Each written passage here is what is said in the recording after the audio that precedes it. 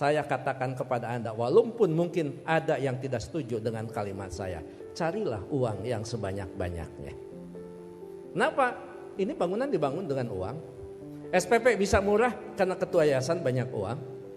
Dosen yang 10, mahasiswa 1, kenapa bisa hidup? Karena dia punya uang. Ambil, cari uang yang sebanyak-banyaknya. Semuanya terdiam kan?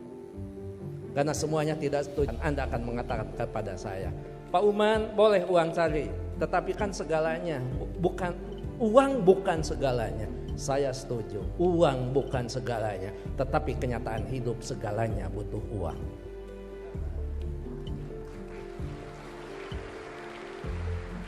Gak mungkin beribadah haji kalau tidak punya uang.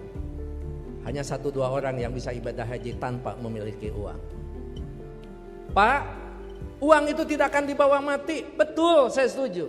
Tapi tidak sedikit orang terasa mati kalau tidak punya uang. Pak, uang itu hanya akan menjadikan masalah. Setuju, tapi banyak masalah yang harus diselesaikan dengan uang. Pak, kalau sudah cinta, nggak ada urusan uang. Betul, tapi kalau cinta ada uang, itu lebih indah. Artinya apa?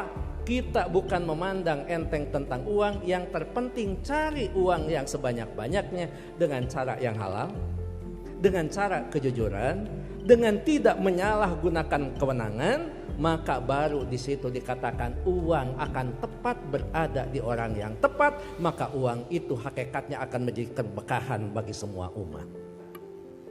Tidak ada kesuksesan tanpa kerja keras, tidak ada kesuksesan tanpa perjuangan, dan tidak ada kesuksesan tanpa dorongan doa dari kedua orang tua kita. Jadi pada hari ini Anda ucapkan selamat, Anda mintakan maaf kepada orang-orang tercinta yang berkontribusi atas kesuksesan pendidikan kita. Hati-hati memperlakukan kedua orang tua. Pada saat Anda berinteraksi dengan kedua orang tua, jangan menggunakan pasal hukum.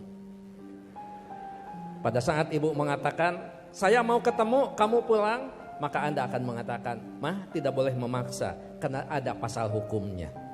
Enggak ada itu, tidak berlaku untuk kedua orang tua. Pada saat Anda diminta membantu kedua orang tua, Anda jangan menggunakan manajemen yang efektif. Tidak ada manajemen dalam hubungan dengan orang tua kecuali penghargaan, penghormatan, dan tempatkan dia sebagai di tempat yang paling sempurna sebagai kedua orang tua kita. Sahabat itu Ali mengatakan, didiklah anak-anakmu bukan dengan zamanmu, karena mereka tidak mungkin mengalami zaman yang seperti kita alami. Jadi memang cara sudah berbeda, cara kita memperlakukan anak-anak kita. Tapi sejatinya tetap kewajiban kita adalah bagaimana mendidik anak-anak kita, bukan masalah kedewasaan. Tapi masalahnya sampai nyawa berpisah dengan badan, itu tetap menjadi kewajiban kita sebagai kedua orang tua. Oleh karena itu tentu saya berharap sekali lagi, kalau kita mau sukses, berbaiklah kepada guru, kepada orang tua kita. Kalau kita mau sukses, jangan pernah Anda melupakan, karena kesuksesan kita adalah jerih payah dan hasil pemikiran kedua orang tua kita, termasuk guru-guru kita. Mudah-mudahan orang tua kita yang sekarang masih ada, tetap diberikan kesehatan, diberikan usia yang panjang, tetap mampu membina dan membimbing anak-anaknya sampai menjadi investasi yang terbaik bagi keduanya.